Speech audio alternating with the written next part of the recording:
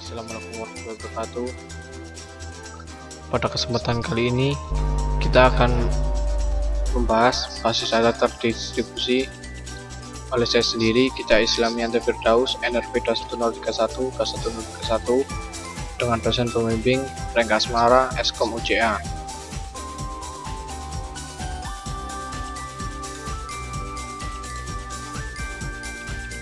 Tujuan belajar: pertama, memahami perbedaan DBMS terdistribusi dan DBMS terpusat.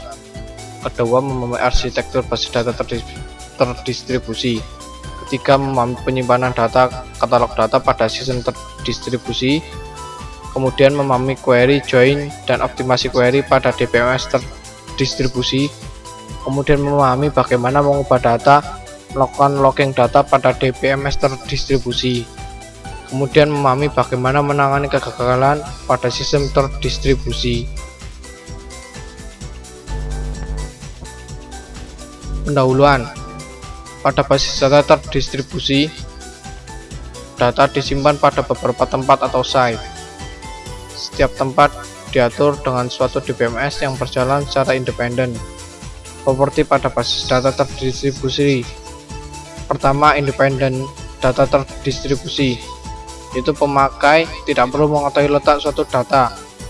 Kemudian transaksi terdistribusi atomik, yaitu pemakai dapat menuliskan transaksi yang mengakses dan mengubah data pada beberapa tempat.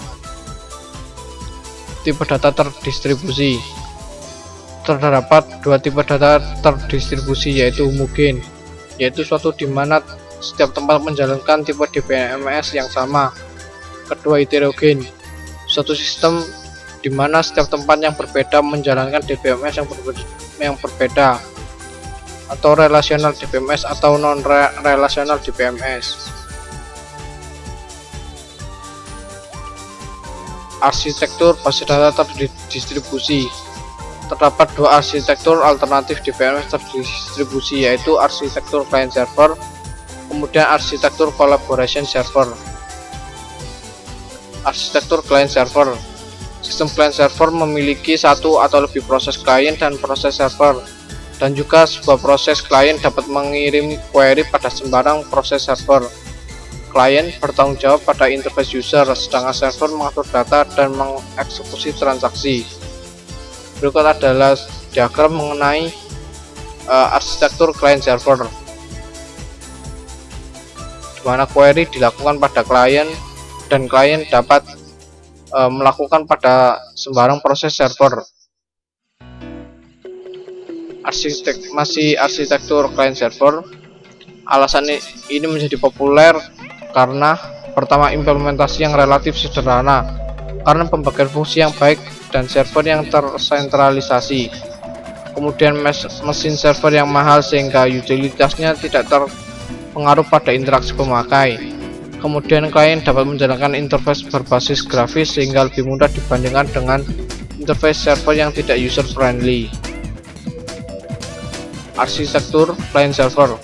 Pada saat menulis aplikasi client server perlu diingat batasan antara klien dan server untuk menjaga komunikasi antara keduanya yang berorientasi himpunan, khususnya pembuka kursor dan mengambil tupel pada satu waktu membangkitkan beberapa pesan dan dapat diabaikan.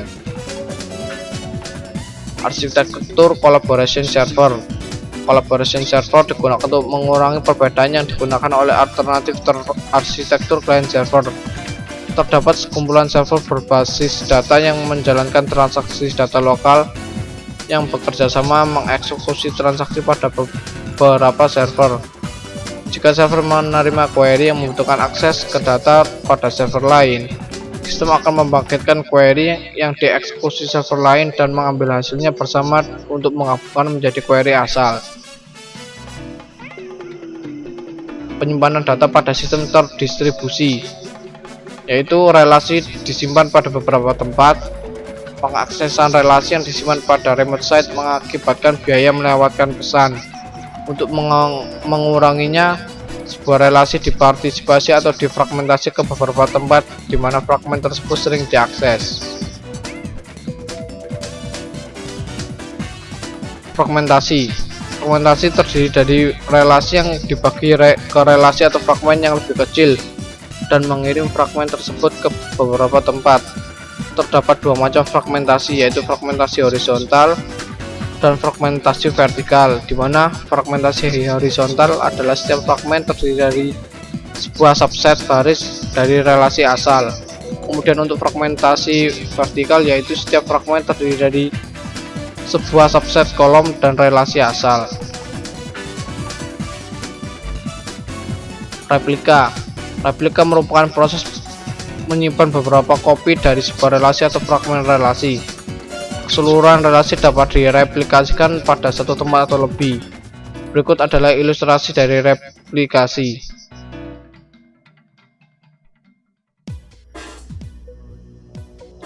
Motivasi untuk replika. Yang pertama, meningkatkan ketersediaan data.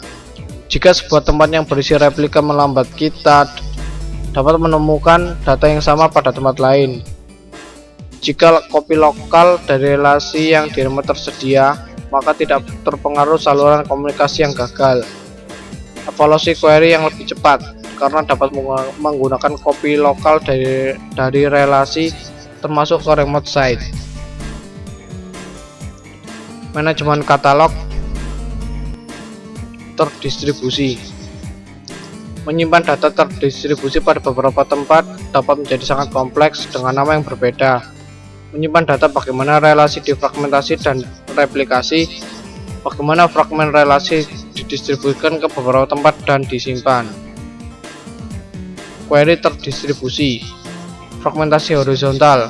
Tuple dengan rating kurang dari 5 pada Shanghai, lebih dari atau sama dengan 5 pada Tokyo, maka harus dihitung sum dan count pada kedua tempat. Fragmentasi vertikal. SID dan rating pada Shanghai, sname dan age pada Tokyo. Replikasi. Seller dikopikan pada kedua tempat. Join pada DBMS terdistribusi. Contohnya, London menyimpan 500 halaman seller dan Paris memiliki 1000 halaman reservers.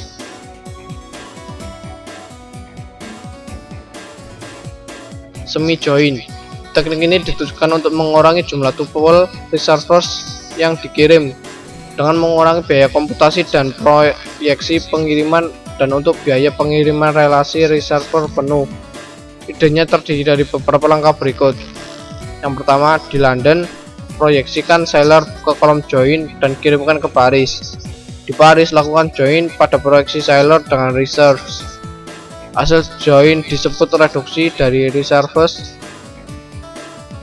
dan dengan seller. Kemudian kirimkan reduksi reserves ke London. Pada London, join seller dengan reserve yang sudah direduksi. Optimasi query pada DBMS terdistribusi. Untuk optimasi query pada sistem terdistribusi menggunakan pendekatan biaya. Perbedaan optimasi query pada sistem terdistribusi dengan sistem tersentralisasi. Yang pertama, biaya komunikasi harus dipertimbangkan. Kedua, otonomi tempat lokal harus diperhatikan. Ketiga, menggunakan metode join terdistribusi yang baru. Mengubah data terdistribusi. Replikasi transaksi dapat dilakukan dengan cara pertama, synchronous replication, yaitu semua kopi relasi yang dimodifikasi harus diubah sebelum modifikasi transaksi commit. Distribusi data dibuat transparan ke pemakai. Kemudian asynchronous replication, yaitu kopi dari sebuah relasi yang dimodifikasi hanya diubah secara periodik. Kopi yang berbeda akan keluar dari sinkronisasi. User harus waspada pada distribusi data. Kemudian produk saat ini mengikuti pendekatan ini. Synchronous replication. Dua teknik untuk menjamin transaksi terlihat nilai yang sama dengan kopi. Pertama, melalui voting. Transaksi harus menulis mayoritas kopi untuk memodifikasi sebuah objek, harus membawa cukup kopi untuk meyakinkan bahwa terlihat setidaknya pada satu kopi saat itu. Teknik ini biasanya tidak atraktif karena pembacaannya adalah yang biasa. Yang kedua, teknik read any write all. Penulisan lebih lambat dan pembacaan lebih cepat daripada teknik voting. Teknik ini banyak digunakan pada synchronous replication. Pemilihan teknik synchronous replication akan menentukan tempat mana yang terkunci untuk setting. Biaya pada synchronous replication adalah sebagai berikut. Pertama, sebelum transaksi yang diubah commit, harus dilihat penguncian pada semua kopi yang dimodifikasi. Kedua, kirimkan perintah log ke remote site dan sementara menunggu respon pegang kunci yang lain. Tiga, jika tempat atau saluran gagal, transaksi tidak dapat commit sampai transaksi kembali. Keempat, meskipun tidak terjadi kegagalan, commit harus mengikuti commit protokol dengan beberapa pesan yang mahal. Yang terakhir, karena itu alternatif teknik asynchronous replication banyak digunakan. Asynchronous replication. Asynchronous replication mengizinkan memodifikasi transaksi commit sebelum semua kopi diubah. Pemakai harus waspada kopi yang keluar dari sinkronisasi untuk suatu periode waktu yang pendek.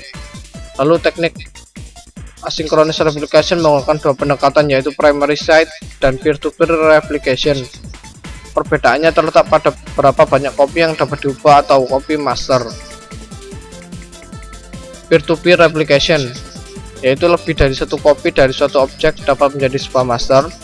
Perubahan ke kopi master harus dipropaganda ke kopi lain dengan cara berlainan. Jika dua kopi master diubah dan terjadi suatu konflik harus dipecahkan. Kemudian teknik ini bagus digunakan jika konflik tidak terjadi.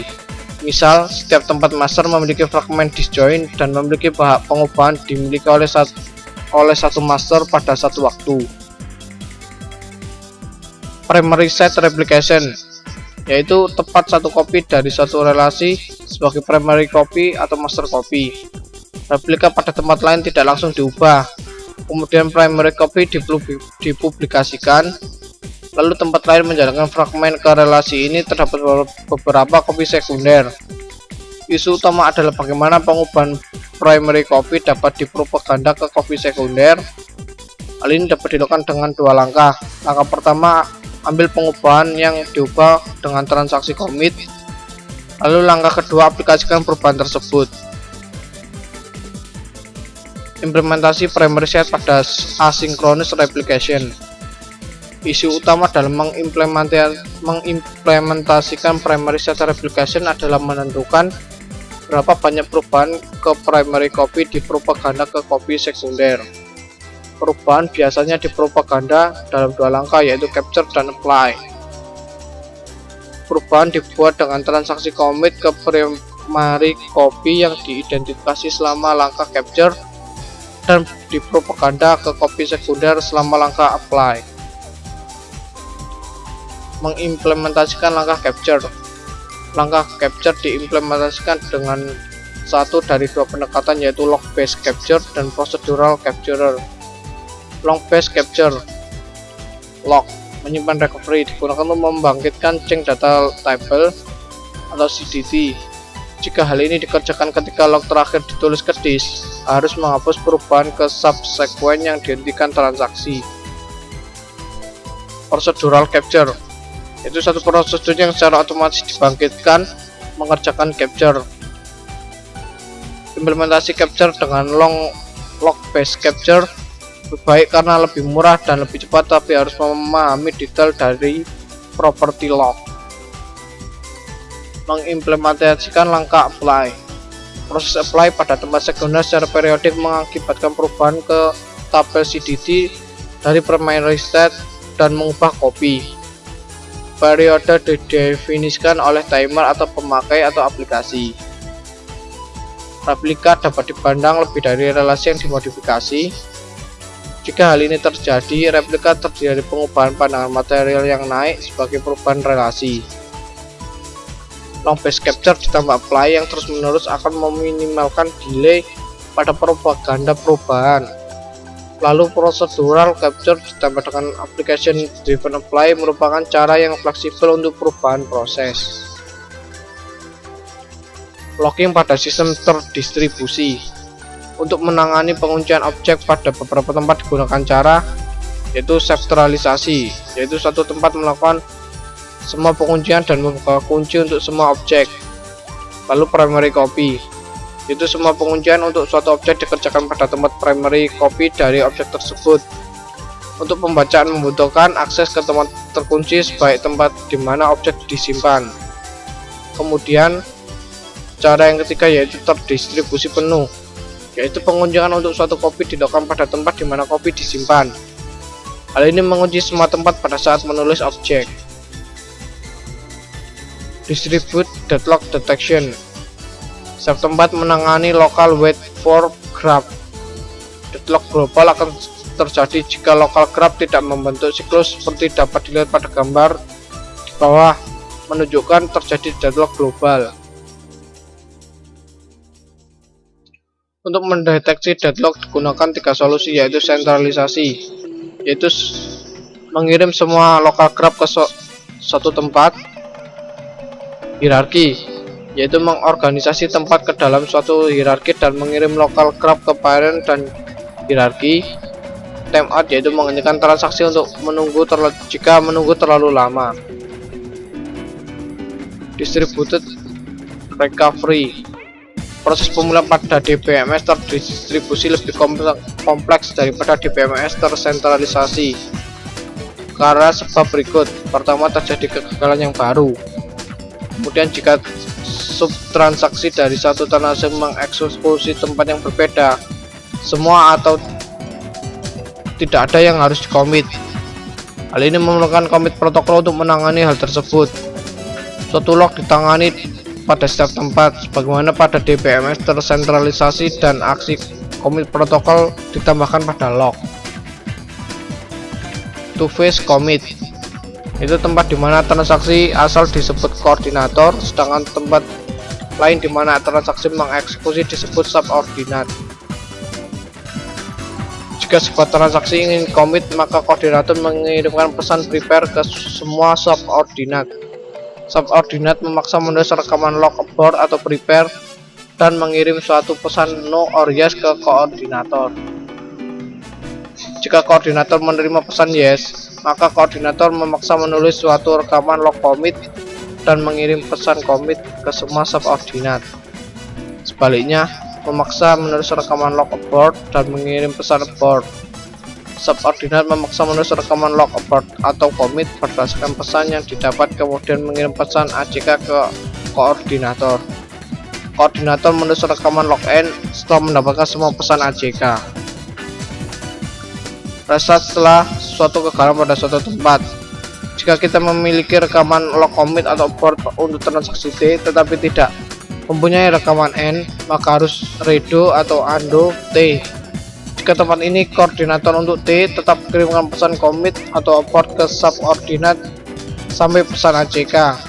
Jika kita menyiapkan rekaman log transaksi T tetapi tidak commit atau abort, tempat ini adalah subordinate untuk T. Subordinate harus terus menghubungi koordinator untuk menemukan status T, kemudian menulis rekaman log commit atau abort, redo atau undo T, dan menulis rekaman log N. Jika kita tidak punya rekaman log untuk T, secara sepihak akan abort dan undo T. Tempat ini memungkinkan koordinator, jika ya, subordinate mungkin mengirim pesan.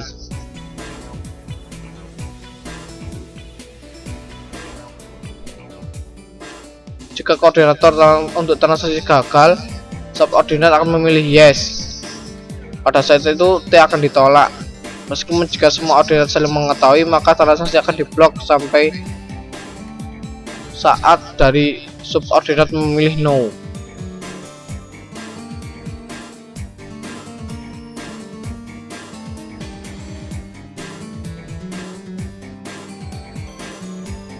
Ya, sekian pembahasan kita mengenai basis data terdistribusi. Semoga bermanfaat. Wassalamualaikum warahmatullahi wabarakatuh.